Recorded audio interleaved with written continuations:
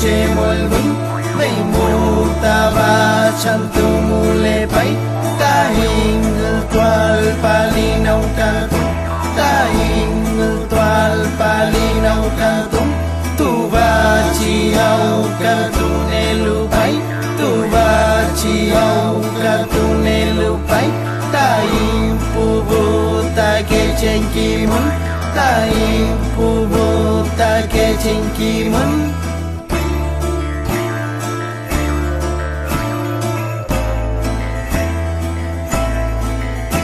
May mu tape tu au ka tuingan May mu ayu pi pu cha chai Piu ke ayu pi pu nya nya Piu ke ayu pi pu nya nya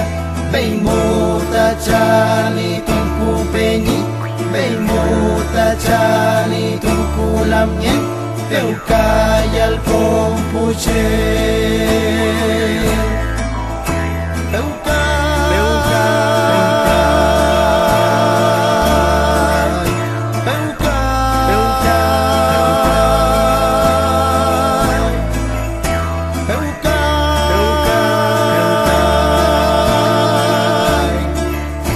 Bye.